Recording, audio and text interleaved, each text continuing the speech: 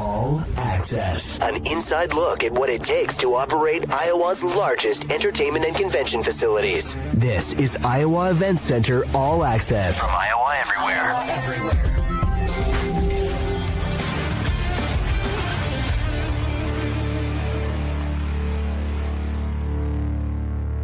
What's up, everyone? Welcome to another episode of All Access here on the Iowa Everywhere Podcast Network. We're presented by the Iowa Event Center, Matt Van Winkle and Adam Flack. And Adam, it was great to see you down at the opening of the KC Center a couple weeks back. And now you guys have your first show you get to announce for the KC Center coming up in October. Yeah, it's pretty incredible. I mean, it's been a fast last year, getting through the KC Center transition and then getting ready to announce some new events. And What a unique and fun concert to announce first. So, 20 years ago, in April of 2005, we announced Paul McCartney as the first concert announcement for Wells Fargo Arena when we opened. And now today we announced that Paul McCartney is coming back in October of 2025 and is the first official concert announcement for KC Center. So it's pretty cool. Can't wait to have the former Beatle here. What a cool kind of full circle moment, too. And it's so cool that McCartney is still touring the Got Back tour, October 14th, KC Center. And I know there is Paul McCartney is doing a pre-sale on his website right now, paulmccartneygotback.com. And I think that starts July 15th, correct?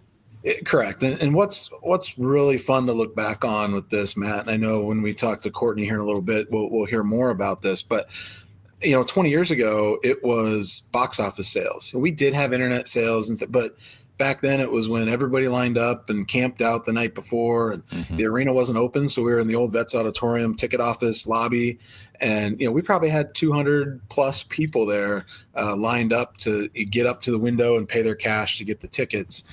So now you register online at the announcement for a pre-sale, and your only option is to buy online for the on-sale day. So it's funny how quickly technology progresses. Well, think about how when the Beatles were first starting out, how people were getting their tickets too. And I think maybe that's a good transition to bring in our guest. Cortney Kintzer, the chief photographer for KCCI, joins us. It's always fun to bring on fans of artists that we have come into the arena, Adam.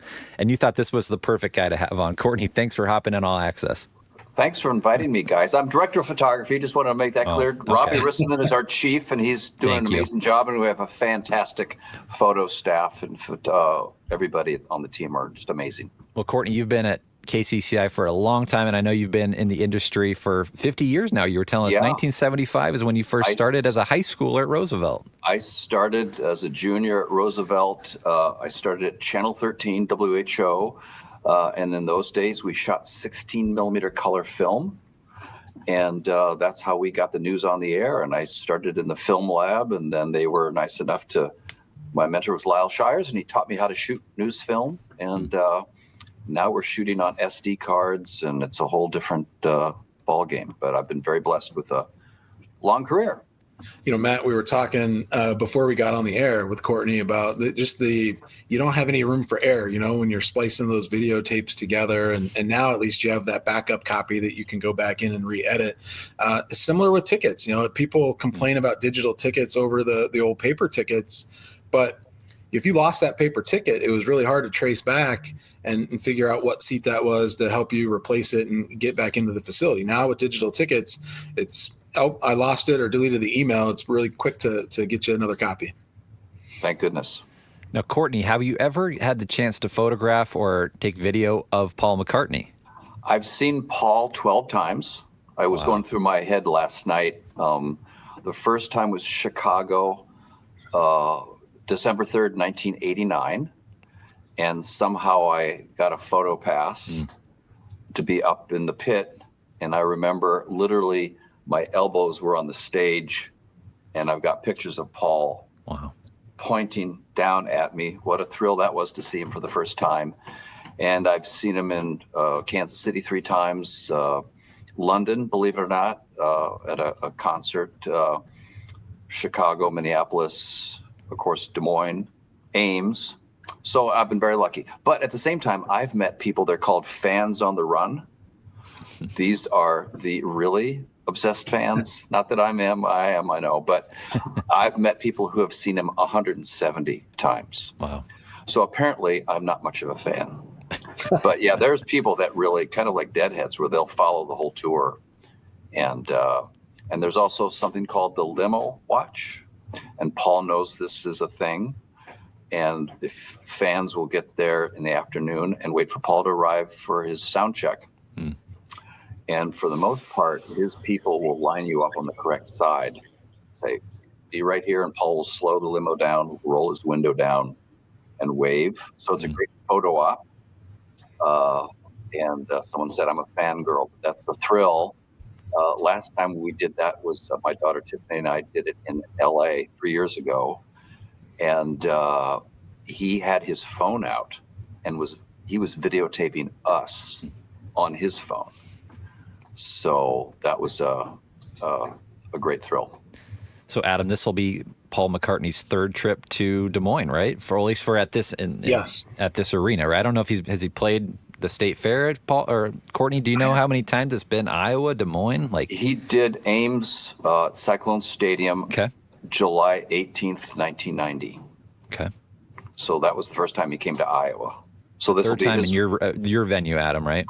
Third time, Yes. yeah. So we were October of 2005, June, I believe, in 2017, and then here October again in 2025. So, Courtney, I love hearing that you know the exact dates. You know, that's one of the things that being at the arena for 20 years, it's like, oh, I remember what happened on this date and this year. You know, you trace back, and I feel like I'm losing it a little bit. But to hear that you remember the exact date in 1990 is pretty incredible. Don't ask me the dates of the other shows. I just remember having a poster from the Ames show, and I have that poster embedded in my brain. I'm looking at the date, and that would be my daughter Tiffany's second time to see him in Ames. She was 4.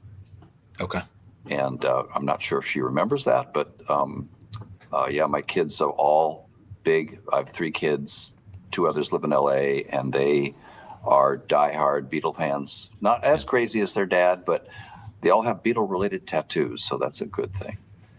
I will say this. I mean, one of the cool things about the Beatles music is that it transcends so many generations, right? It's kind of timeless music. I mean, gosh, I remember growing up, much younger than you guys, but my dad and my mom were just such big Beatles fans. We went on a trip to Mexico, and they burned the best of the Beatles CDs that we would play on our little CD players as we were walking through Mexico. And I just remember memorizing all those songs, and they still stick with me today. So like, just stories like that. Courtney, why has Paul McCartney kind of resonated with you as such a fan? You know, I mean, it's in our DNA, all the Beatles music and their solo music. And Paul talks about how he realizes that there's a lot of songs that mean a lot to people. And he's been told by many people, oh, you have no idea what your music has meant to me. And he appreciates that. And everybody has that. I mean, there's times in your life where a song will pick you up if you're depressed, or make you even happier if you're happy. And it's just a great shared experience to be able to breathe the same air as Paul when he comes back and see him in concert at KC Center. We're all excited.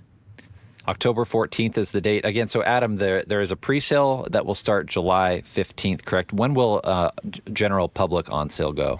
General public is Friday, July 18th at 10 a.m. HiVTix.com, like every other event at KC Center will be.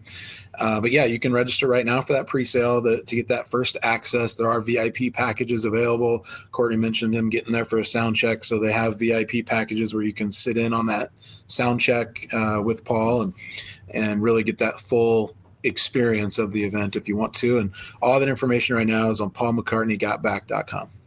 So Adam, what kind of memories do you have from Paul from his first 2 stops at the arena?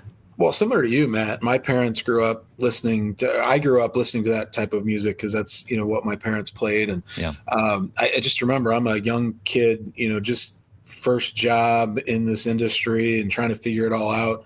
And my first memory was on the on sale date and just the number of people that were upset because of, they couldn't get the tickets they wanted or they had to wait in line, all that stuff. Fast forward to the show, it's the most incredible show I think you could see. It's one of those shows that every song you recognize, every song you can sing along to, and the entire crowd does the same. The thing I've told my staff, who none of them were around, working it in 2005, but I'm like, you're there for that event. I don't care if you like the music. I don't care if you've ever heard of him, but this is a show that you need to be at and experience, and don't miss it. Paul McCartney just turned 83 years old. That's incredible that he's still touring and still sounds really good, Cortney. And Ringo just turned 85, and they're both touring. Ringo has the All-Star Band. They were just in Omaha a couple weeks ago. So just longevity. I mean, look at Mick Jagger, still touring and running up and down the catwalk of the stage. That's fantastic. That gives us hope for us older folks. So no, that's just incredible.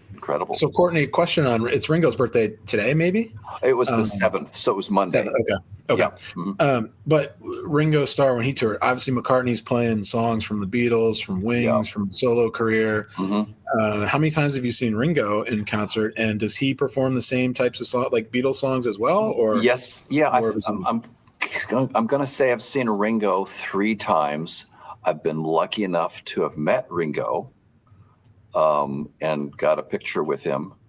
I had a friend that owned a record store in Des Moines.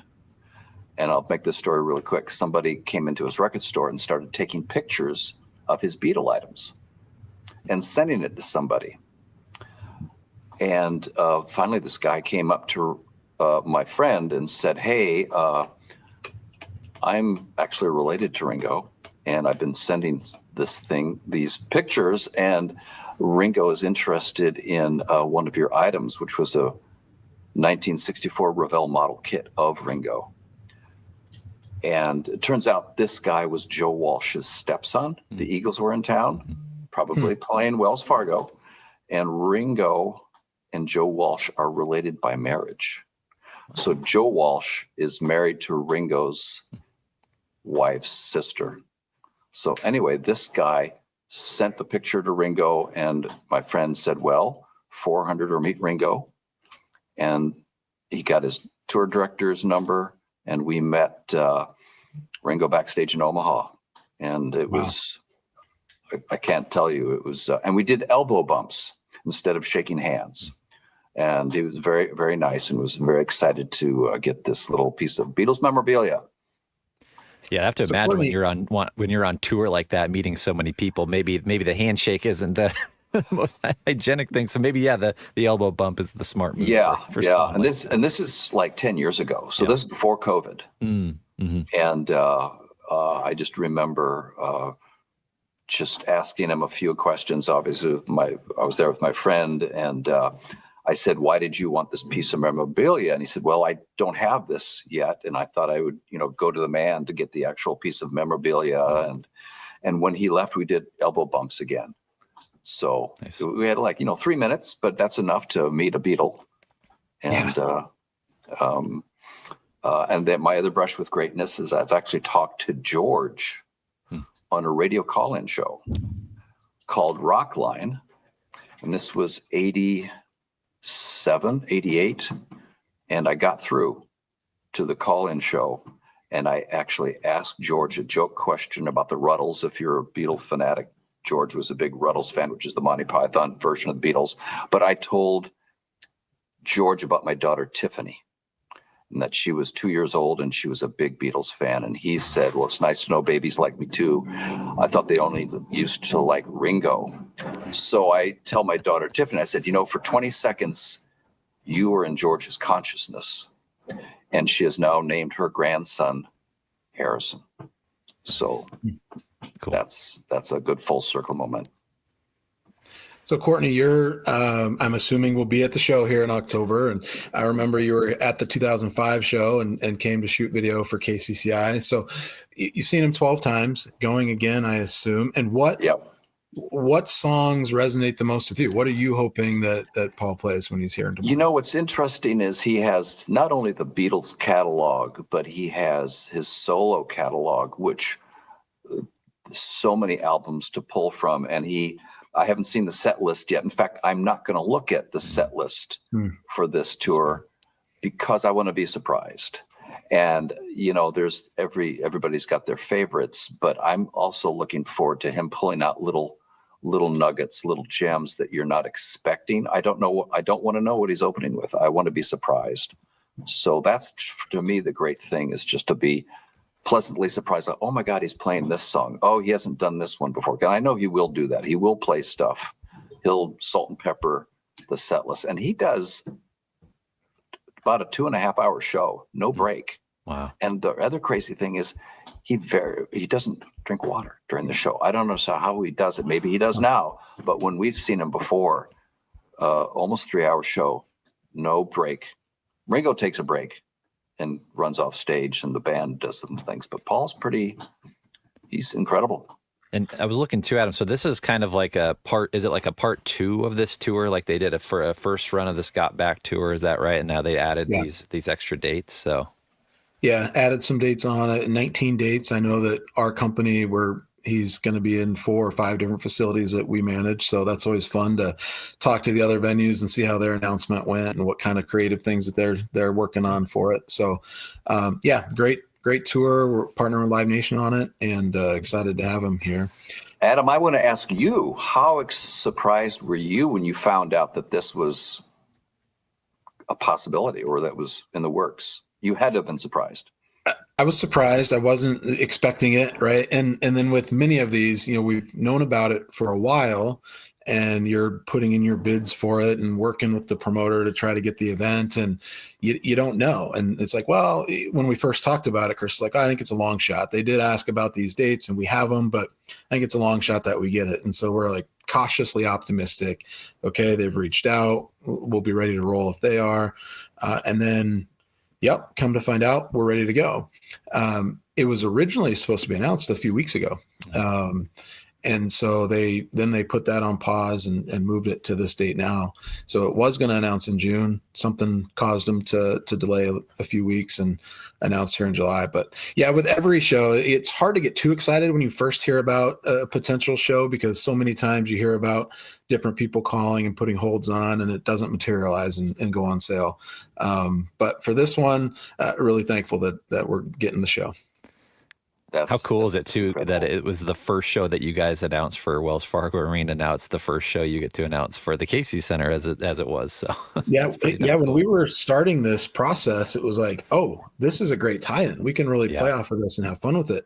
Then we got talk about not knowing if a show is going to happen or not. We got another inquiry that was going to jump this announcement and go up as the first announcement for KC Center. So then, of course, you're thinking, well, how do we spin the message? And it's still the concert or this or that. That event has not announced yet and decided not to announce. And so hopefully that comes back down the road. But yeah, for a brief period of time, we thought we were going to miss this unique opportunity, and he'd be the second announced event, but we got lucky. Perfect.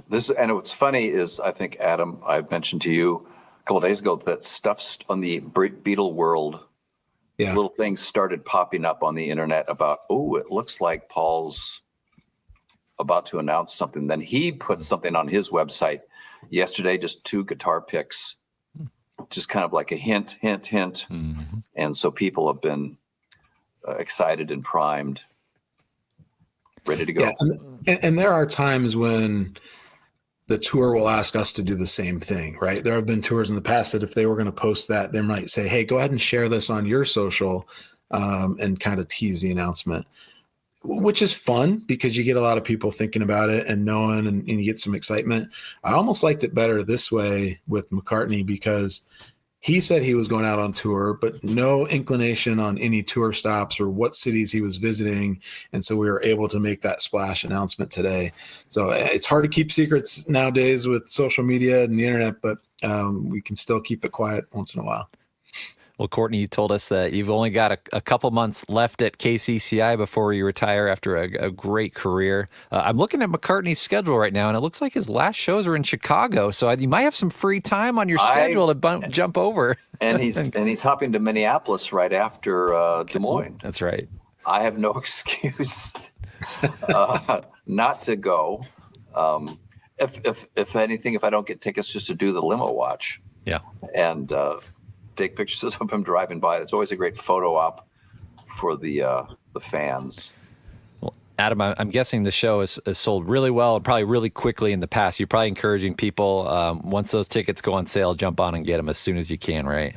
Yeah, of course. Really, the best thing to do is just sign up for the presale. It doesn't hurt at all to sign up for that presale and be prepared to buy next Tuesday on the 15th. If you don't find the tickets that you like on the 15th, then you can always wait until the 18th and try again on the general public on sale, those people that didn't sign up for the presale. But that would always be my encouragement, is to go ahead and sign up for that presale, get the information, and then you can make your decision if you want to go or not. So, Cortney, on a previous episode of All Access, we kind of went through 20 years of Wells Fargo Arena memories, and your name actually came up for the. Do you know what I'm going to bring up here? Go ahead. Justin Bieber threw water at your camera, or one of his crew members did. Tell us about that story.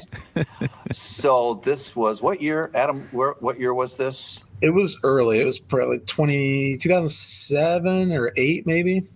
So my daughters Tiffany and Aaron were down there by the buses that afternoon, and they called me and said, "Dad, you need to come down here with your TV camera.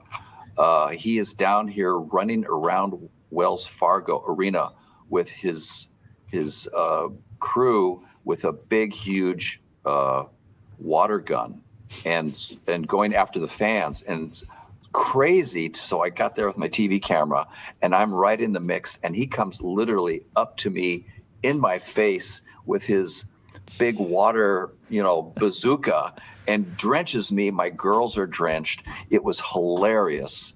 It was so much fun. And my girls, we all walked away drenched. My camera got a little wet, but that's okay. And what a great piece of fun that was. Yeah, my kids will never forget it. You remember that phone call that I made to you, Cortney, that day?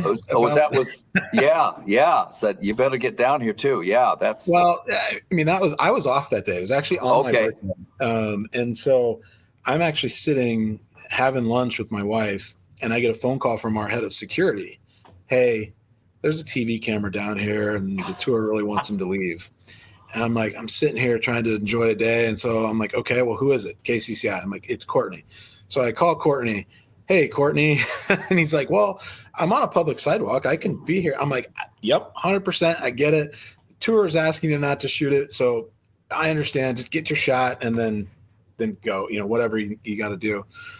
Yep, understood. So I call security back. I'm like, oh, it is a public sidewalk, but I've asked him to get his shot and leave. And pretty soon, I think, Cortney, you called back. You're like, you just got my camera wet. And so it was a fun story. Something that Cortney and I still talk about when we see each other. That was absolutely hilarious. That was, again, great memories for my kids and me. And the viewers got to witness it too. So win-win for everybody. Win-win for everybody.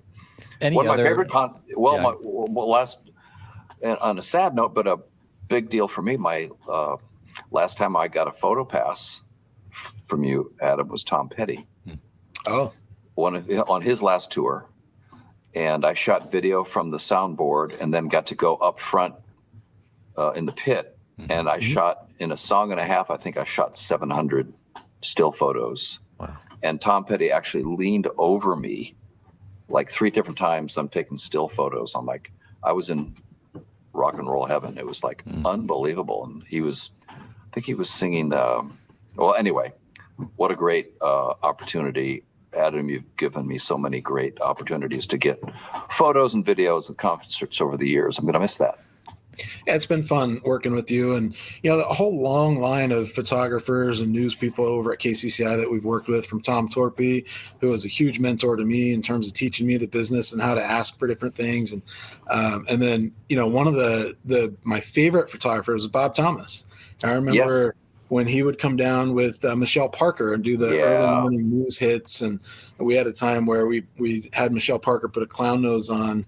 I've seen that video, and they were going to snap it off with a whip. And so while our eyes were closed and they did the whip, Bob just flicked it off with his finger. And so she had no clue and thought they actually had done it. So it was a lot of fun back in those days. Yeah, we miss Michelle. She's passed about 10 years ago. And Bob just retired about 2-3 months ago. So he's doing really good. I'll make sure he watches this. Well, really cool testament to you, Adam, and your team to be able to bring big acts like this to Des Moines for people here in Iowa, Central Iowa, the Midwest, to be able to take in some great concerts like Paul McCartney coming October 14th to the KC Center. One more time, Adam, when people can get tickets for this. Yep. So right now, today, you can go to paulmccartneygotback.com. You can register for a presale. That presale where the VIP tickets and regular tickets will be available on Tuesday the 15th. And then general public tickets will go on sale Friday, July 18th. So we encourage everybody to go to paulmccartneygotback.com, get registered, get that presale email on the 15th, and then we'll see you in October. Well, Cortney, thanks for coming on and talking about some stories of your great career as a photojournalist at KCCI, at WHO as well, where you got your start. Really appreciate you coming on and talking about your fandom of Paul McCartney as well. We're all excited for it. I'm honored to be invited. Thank you, guys. Awesome. Thanks, Cortney. Thanks, Cortney. Very cool to have. It's cool to have fans come on, right, and talk about their experiences with these artists, and that's what it's all about, right? It is, and Cortney is such a great person to just sit and talk with. When you have the media come out to different events or PR stunts or whatever it is, there's a lot of downtime where you can actually get to know him. And Cortney and I have talked so many times. I love hearing about his kids and what they're doing out in LA. And the one thing I didn't ask him about is I believe one of his daughters might have performed as a backup dancer or something for a pretty popular artist at one time. But nice. Maybe next time we have him on, we can ask him about that. Yeah. Maybe we can bring him on after McCartney and come give us a review of the show. Yeah. Well, Adam, congrats on the big news, the big announcement today. Again, Paul McCartney coming back to Des Moines to the KC Center, the first announcement you guys have made after the name change over to KC Center, October 14th. We're excited to bring the Beatle back to Des Moines.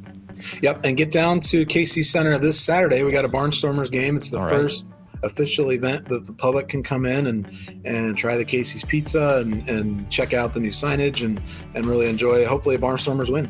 Awesome. Well, for Cortney Kintzer, for Adam Flack, I'm Matt Van Winkle. Thanks for tuning in to another episode of All Access presented by the Iowa Event Center.